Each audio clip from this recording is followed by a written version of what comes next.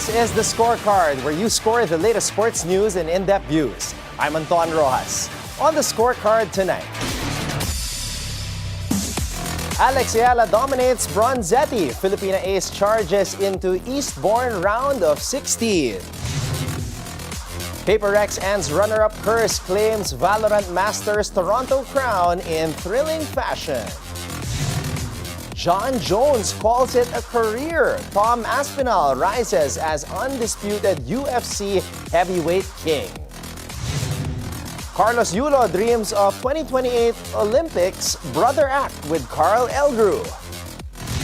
In Major League Baseball, Ohtani dazzles on the mound and at the plate as Dodgers crush Nationals 13-7. And the OKC Thunder cap off a dream season. They lift the NBA title after Game 7 triumph over the Pacers. And joining us live in the studio, BNC President of Samahang Weightlifting ng Pilipinas for 23 years and an inductee into the International Weightlifting Hall of Fame, former Congressman Monico Puentevella. All the headlines and more. Don't miss the Scorecard tonight, the 23rd of June. Now, here's our roundup. Eala was on fire. The young Filipina star made quick work of Italy's Lucia Bronzetti 6-0-6-1 at the 2025 Rothesay International Eastbourne in a match that showed just how much he's grown as a player. Eala played with confidence and composure, breezing past world number 59, Lucia Bronzetti, in just over an hour. After Bronzetti managed to level the second set at 1-1, Eala dug deep, stayed calm, and never looked back.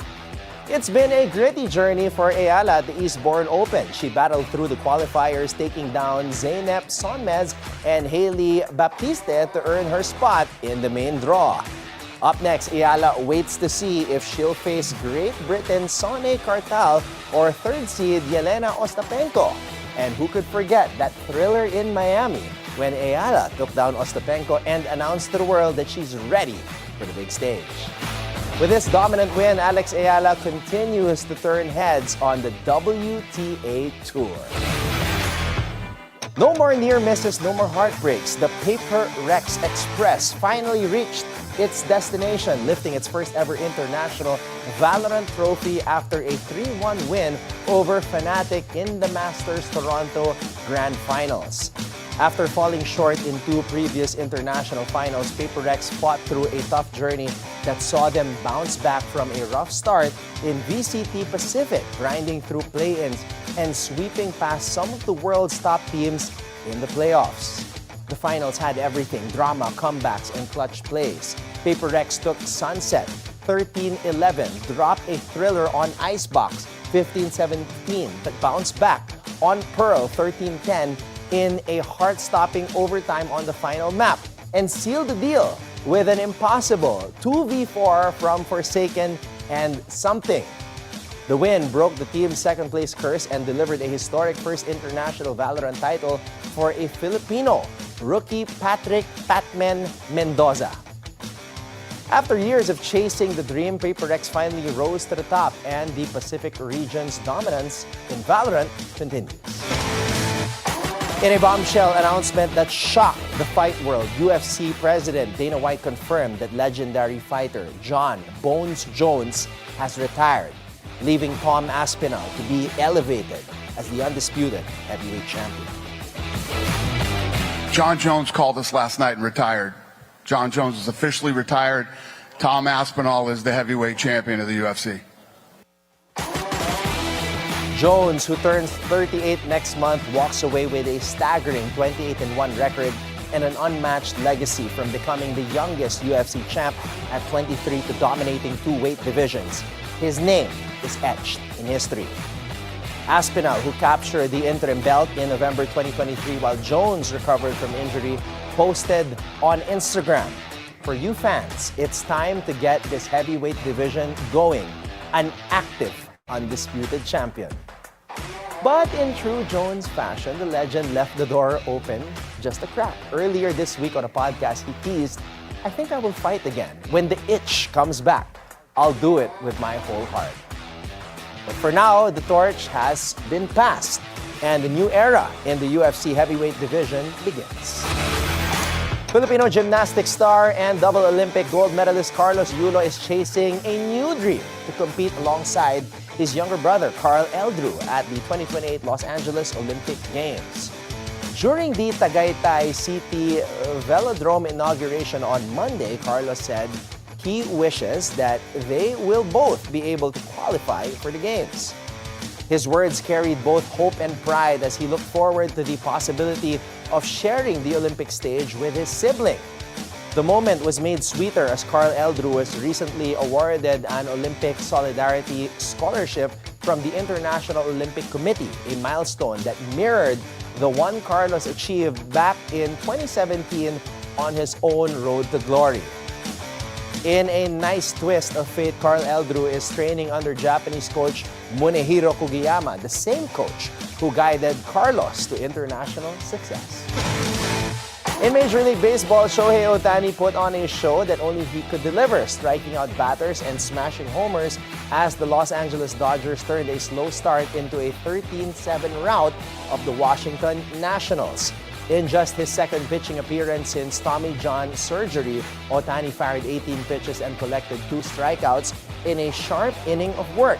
Then picked up a bat and tore the game open, belting a 3-run triple and a 2-run homer to power the Dodgers' comeback. The Dodgers erupted for 7 runs in the 7th inning to flip the game on its head, then added 4 more in the 8th to put it out of reach. The Nationals had jumped out to an early 5-2 lead but couldn't hold off the Dodgers' late surge. The 30-year-old superstar, still easing back into pitching duties, is being handled with care by the Dodgers. But he's proving why he's considered a modern-day Babe Ruth. With his 26th home run of the season, Ohtani continues to fuel the Dodgers' charge at the top of the National League West. And if Sunday is any sign, baseball fans can expect plenty more magic from the reigning NL MVP this season. It's the end of the road, and the NBA championship led all the way to Oklahoma City. The Thunder locked up their first NBA championship since relocating from Seattle, taking down the Pacers 103-91 in a thrilling Game 7 on their home floor. The scene was electric at Paycom Center, a sea of blue and orange waving fans on their feet from the opening tip, roaring with every basket, the deafening chants of OKC, OKC echo of the night. The Pacers missed their final 7 shots of the third, and the Thunder never looked back. Oklahoma City crashed the boards for a 52-39 edge and shot 48% while locking down the Pacers at 41%. As the final buzzer sounded, fans poured into the streets. Tears, hugs, pure joy. The city of Oklahoma, once a long-shot basketball town, now a championship city, and the parade ahead promises to be legendary. All right, guys. That's a wrap to your 2025 NBA season. It was fun. I appreciate it. See you guys next year, right? Congratulations to OKC, and here's to looking forward to the next NBA season. Now we get to your daily dose of sports lingo. Do you know why the ref blows the whistle for icing on hockey, even when no one is near the puck? Icing happens when a player fires the puck from their side of the center line all the way past the opposing team's goal line without anyone touching it. The play stops and the puck comes back to the offending team's end for a face-off. This rule prevents teams from simply dumping the puck down the ice to kill time or escape pressure without consequence. So next time you see that whistle blow for icing, you'll know it's about keeping the game fair and fast. It's time for our off-court buzzer. It finally happened. Kevin Durant is on the move again, and this time, he's packing his bags for Houston. The Rockets swung big, sending off Jalen Green, Dillon Brooks, and a whole bunch of future picks, including this year's number 10 pick, to the Suns to land the 15-time All-Star. Durant got the news while on stage at Fanatics Fest NYC and couldn't help but grin as the crowd reacted. "We're gonna see, man, we're gonna see," he said. For Houston, this is a massive swing at a title run. They finished second in the West last season And now they add a two-time champ who's still scoring at an elite level. Durant's back in Texas, where his college legend began. And suddenly, the Rockets just got a whole lot more interesting. So stay tuned. This story is only getting juicier. And that's our roundup for tonight, the 23rd of June. Up next, joining us live in the studio, President of Samahang Weightlifting ng Pilipinas for 23 years and an inductee into the Weightlifting International Hall of Fame, former Congressman Monico Puentevella. Right here on The Scorecard.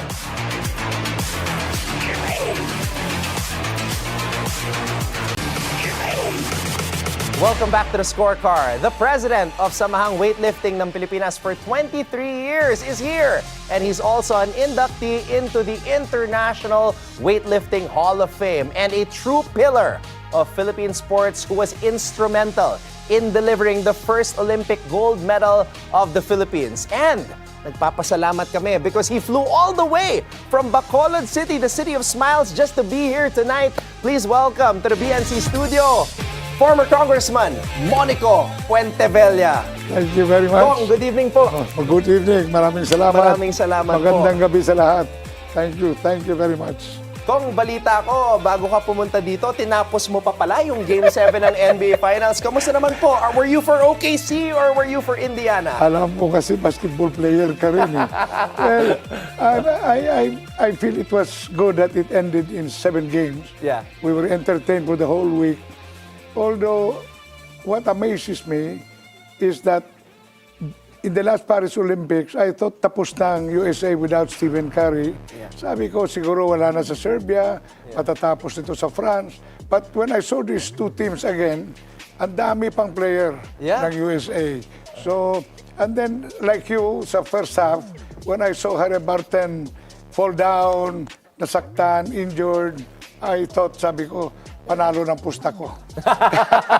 So sa OKC po kayo, you made a friendly bet for Only OKC. on this game because sabi ko, you know, NBA is like palugar eh. I mean, whoever is playing in that field, mahirap din sa referees eh. When you make a mistake, ayaw batuhin ka ng thousands of fans sa OKC or sa sa Indiana.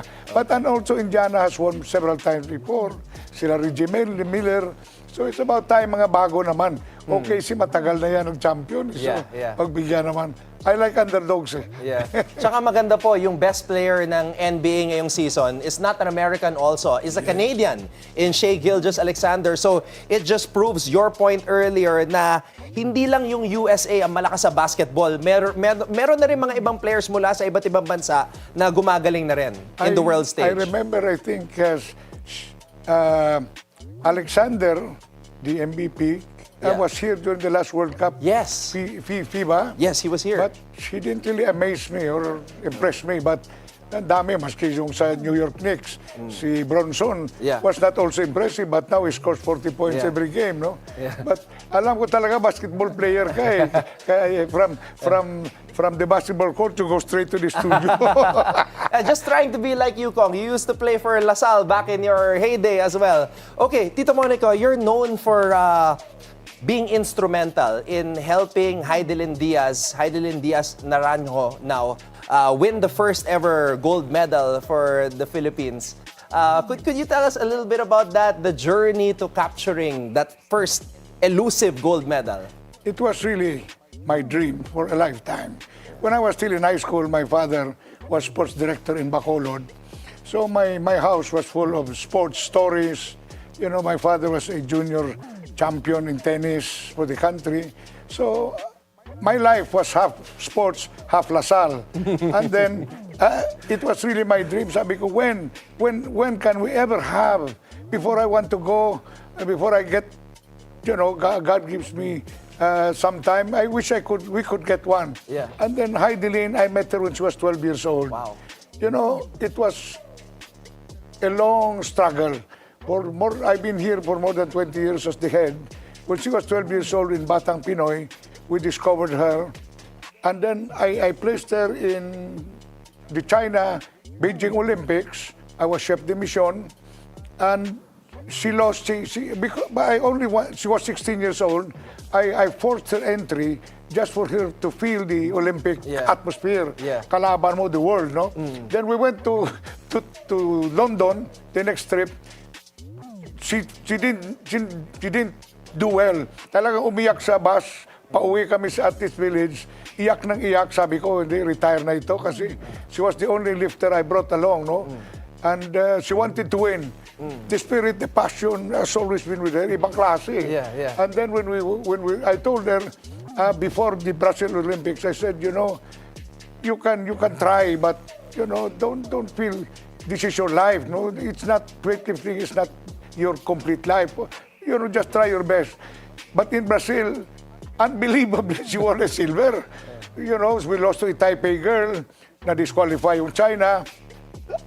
After that, we went on to, I think, Uzbekistan. She didn't do well as a silver medalist in the Olympics in Brazil. I told her, Jai, ano ka na? Pwede ka nang, if you have a boyfriend, you want to have a family, okay na, kasi yung silver medalist, the only one in Brazil Olympics who got a medal for the Philippines, the only Olympic medal in 20 years, no? Silver. Sabi ko, ano na, okay na, you know, I'll bless you if you want to stop. Hindi, ibang puso eh. And then we went back to Manila. I said, either you go back to the gym or you get married, you have my blessing. Wala eh, talagang she trained hard. And then, I want this to be heard on this program. When Heidelin started, I myself, it was unbelievable, an impossible dream. We were in France. I saw the lead points of China. I said, how can we even get close to these people? Ang layo eh. She may 15 kilogram, 10 kilogram. There was no way we could win in the Olympics. But Heidelin is a special kind of athlete. Talagang ang puso. She tried, and then in the Tokyo Olympics, we prayed 2 hours before. And honestly, I'll say it now. Honestly, I told the Lord, after she wins, if you give me a gold, you can take me anytime. Ano na talaga, Lord? It's my dream eh. Ano na ako eh. Sabi ko, after this, I'll retire. Ano na ako, retire na ako after Olympics. Pagdating sa Paris, ando na naman ako. Because I had 2 girls, one boy, one girl, who I thought magmimedalya. So, you cannot just stop because it goes on and on para sa bayan.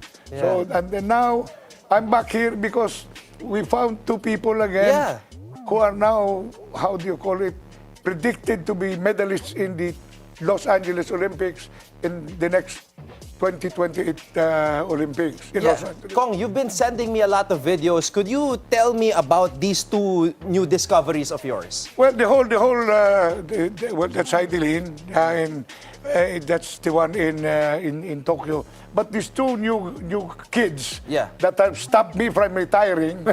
This one from Zamboanga, his name is Ian de los Santos, son of a national weightlifting coach. His mother, and then his father is also a national coach. Gold, I think, in the Asian Games before.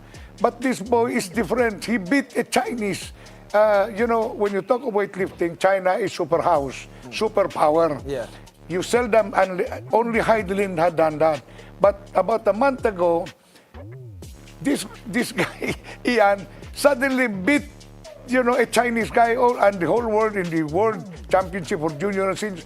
The guys from the federation were calling me because it was in Lima, Peru. They said, Monico, are you watching? Are you watching? And I said, yeah, I'm watching. Have you seen? You beat the China guy. You beat the Chinese. And I said, yes, God loves us, you know. Don't worry, I'm watching.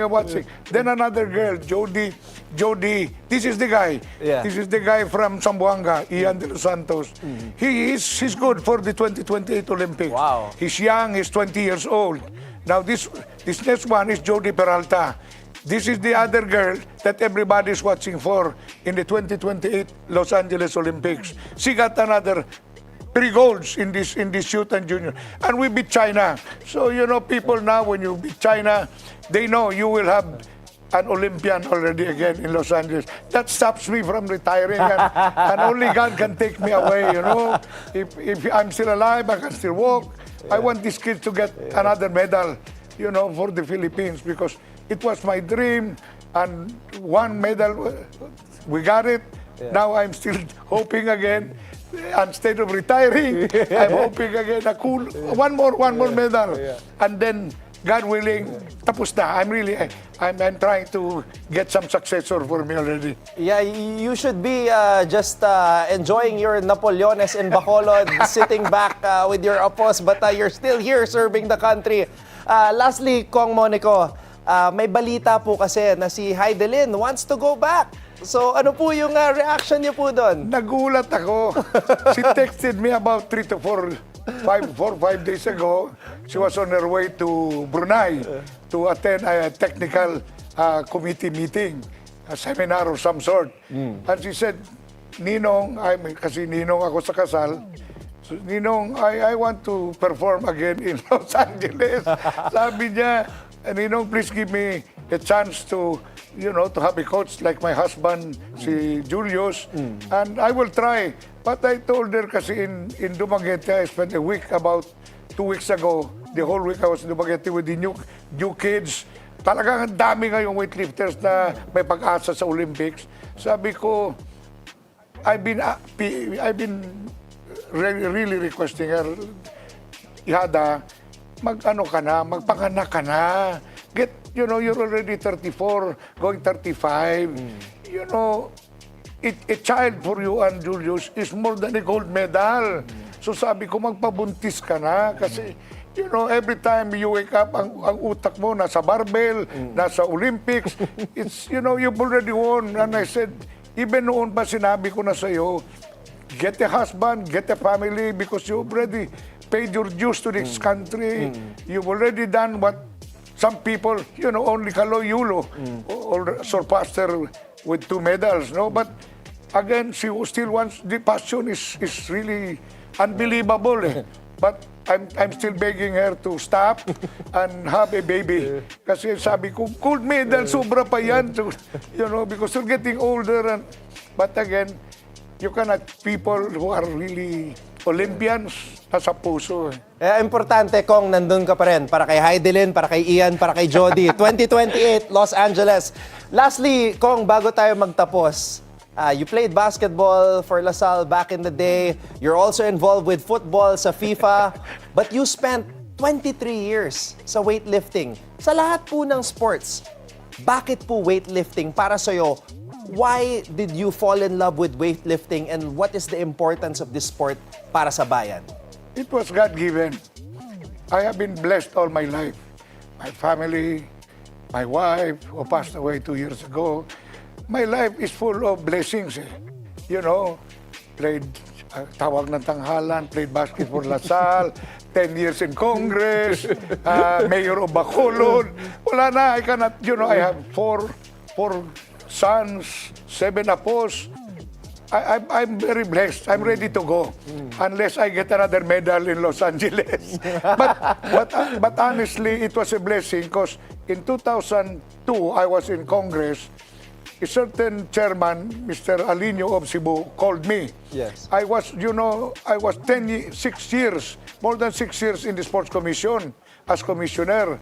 I was appointed by my favorite President Tabaco Ramos, and President Erap continued with me.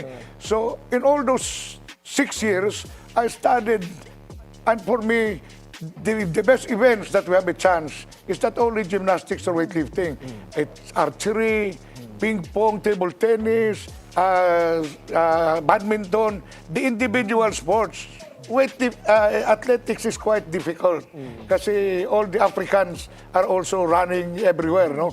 So I can just say that when it was offered to me by Mr. Alino, a lawyer in Cebu, he said, you're the one I chose. So I took a study of weightlifting, and from there, it's look, 23 years. It's not a joke. Yep. It means you have to really start from the bottom. 12 years old, I was the father. I'm the father of Batang Pinoy.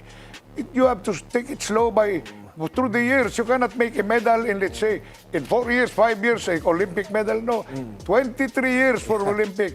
Grabe. That's how I was able, and of course, the blessing of God is primary. It's the most important factor.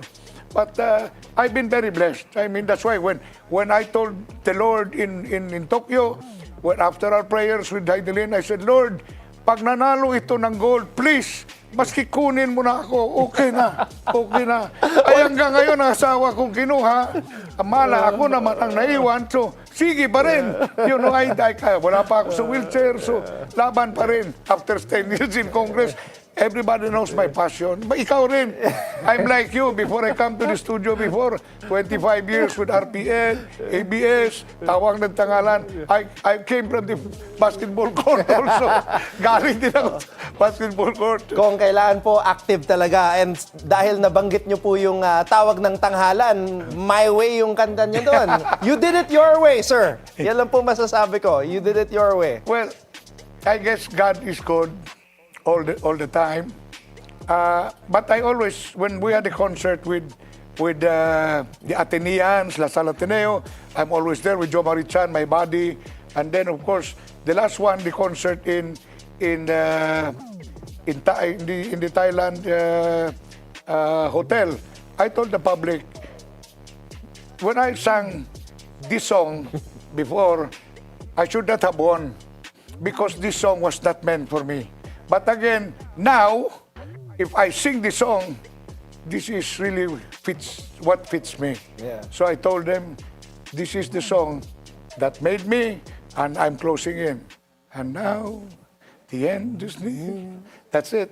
So I sang, and God is so good. I'm so blessed with my family, my late wife, and just like you, I hope you still keep on the power because Filipino athletes can do it. Kaya eh. Yep. Kaya, I couldn't believe it before. Sabi ko, ang layo namin ni Heidelin dito. It was in Paris. Paano ba manalong medalya? But slowly, you find Filipinos, Yulo, you know, now Alex Eala is playing in Wimbledon, you know, and talagang kung ano, but it's not overnight. No one name wins by overnight.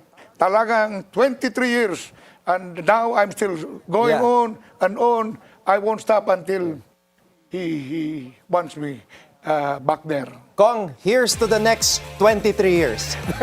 Thank you, salamat. Go back to Bacolod and eat more. You know? Yes. Salamat.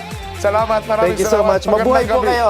Former Congressman Monico Puentevella here with us. Magandang gabi. Thank you so Thank much. you. Thank you so much.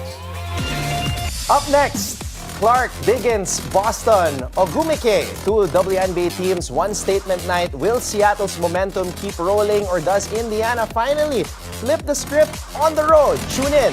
Keep your eyes on the prize.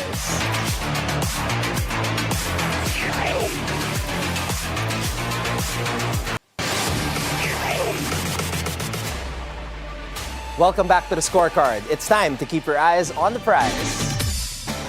Okay, the NBA is done. Now we've got something brewing in the Pacific Northwest, and it's got all the right ingredients in the WNBA. Yes, Caitlin Clark and the Indiana Fever roll into Seattle with a 3-game road skid and a fan base that's still loud as ever, and a rookie sensation looking to shake off a cold streak from deep. Meanwhile, the Storm, they're on the rise, winners of 3 straight, and starting to look like that sneaky good team that nobody wants to face in August. Indiana, they've been a roller coaster this season. They're 6-7 overall, just 2-4 on the road, and coming off a tough 89-81 loss where the Aces, where Aaliyah Boston was a force with 26. But Clark, 1 for 10 from 3, and over her last 2, just 1 for 17. That's not a slump, that's a canyon. But that means she's due.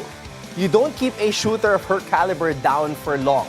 The Fever ranked 3rd in the East in assists, led by Clark's 8.9 per game. But what they are missing is that killer instinct late in games. The Aces closed with a 9-2 run on them, and you can't let that happen if you're trying to climb out of 500 land. So let's talk Storm. Nneka Ogumike has been a flat-out problem. 26 against Liberty, Skylar Diggins is playing like she's never missed a beat.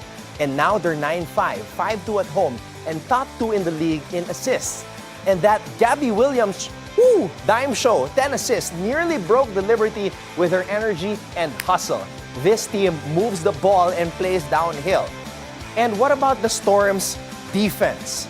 Held a high-powered Liberty offense to 79. They forced 21 turnovers. They're turning defense into easy buckets. And that's a scary formula for a Fever squad that's been careless at times in transition. This is the first time these teams face off this season.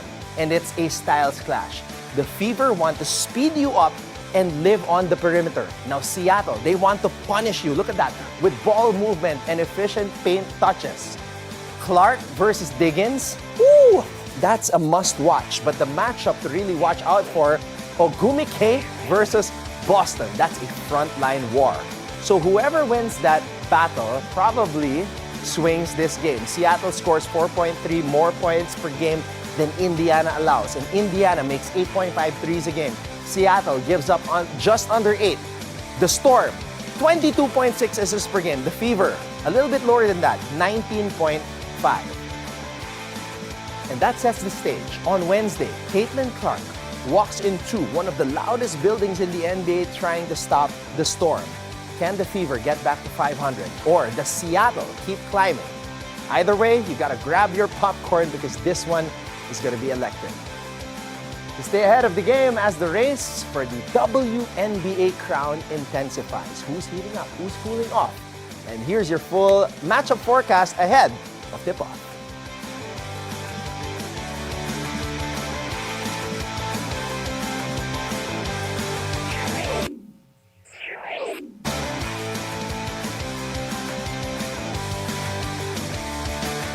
And that's a wrap on our WNBA breakdown. Seattle's rising, Indiana's reeling, and Clark's looking for a statement. The lights are bright, the stakes are real. So tune in, lock in, and keep your eyes on the prize. Before we go, think on this.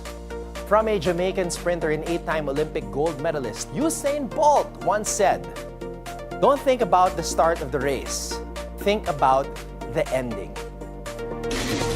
And with that, thank you for joining us tonight. We'll see you again tomorrow on the Scorecard, where sports is our business and business is our sport right here on the Bilyonaryo News Channel.